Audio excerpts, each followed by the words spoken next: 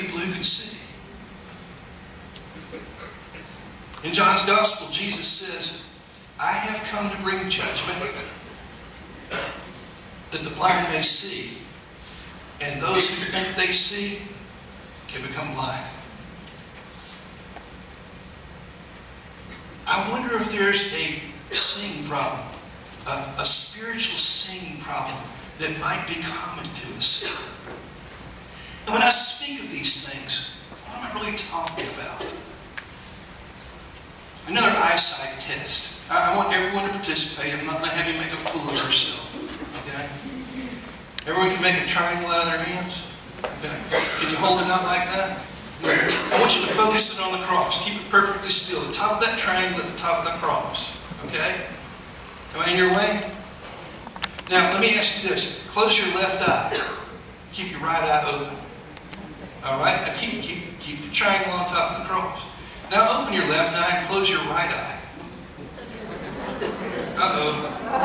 I'm hearing something going on there. Okay, now you can open both eyes. Okay, and you class open. Okay?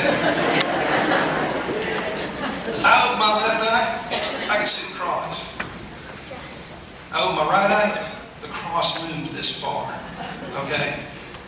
Doctors would say that my left eye is my dominant eye. How many of y'all are dominant left eye? How many of y'all are dominant right eye? Okay, y'all are just the opposite of the last service. They were all left eye people. But vision needs to get balanced. The rabbis of Israel would say that what we have two eyes. We have an eye that's good. If we have a good eye, we're able to be compassionate. We'll have an eye for compassion. The rabbis would also say that we have a bad eye, that we're blind towards suffering, blind toward opportunities to care for people. I wonder if all of it really is about us being able to see through the sight of Jesus, to see what He would have us see. That means that our entire life gets to be given over to this notion of seeing deeper, seeing more, seeing at different hues and different depths. May I liken it to this? I want to go back to my nephew Peyton again. I got to go see him. I got to go take him to London, and we walked all over London. We got to go to Normandy, and boy, I could keep you here till the middle of next week telling you stories about that. Eventually, we got to go into Paris. Oh, and man, we took in all the sights, all those museums, and palaces, and Notre Dame Cathedral, and this, that, and the other. One evening, our last evening there, we got to go on a cruise down that beautiful river that winds to the heart of Paris. Here we were riding along this boat, and I was thinking, you know, this is really romantic. Too bad my nephew's the one that's here with me, and not my lovely wife. But we rode along, and as we rode along, the Eiffel Tower lit up. I mean, it was always in this kind of yellow glow, but suddenly it just lit up in these blue lights, and these very white lights began to sparkle. It was as if the Eiffel Tower suddenly made of blue diamonds. And goodness, there was this power and light show.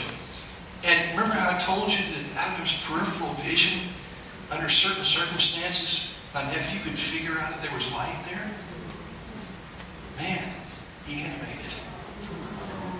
He just animated. I've got to say it again, he just animated.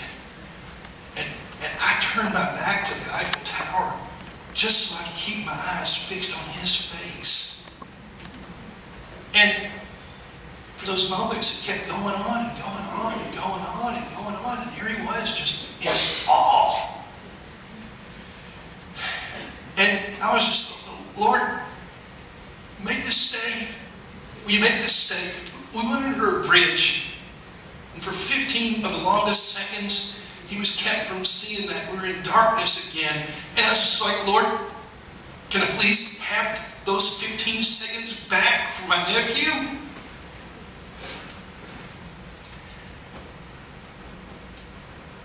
He got to see something. I got to see it make some kind of a difference. And that's the closest I've seen to someone's sight being restored. And brothers and sisters, why do I bring this up? There's some sight that we all stand to have restored. All of us. I saw what just a few flickering lights could do to my nephew. Just think about what Christ can do with us, for us, with us, through us. If we opened ourselves up to the more sight and the more vision that He has for us. What kind of witness? What kind of testimony could we make that would honor the Father now and forevermore? Amen. I want to open up the altar. You might want to say, Lord, there's some more I need to say. Lord, please deepen my sight. We're going to do this kind of differently today. I know I usually come and pray with people. There's sometimes I say, hey, I want you to come and pray yourself. When you do that, that means I'm not going to come join in on your prayer. I'm not going to barge in. I'm going to let you pray directly to the sight giver. Let Him apply whatever He wants to your vision. To Him be the glory. Our closing act of worship, let's stand as we sing. The altar's open.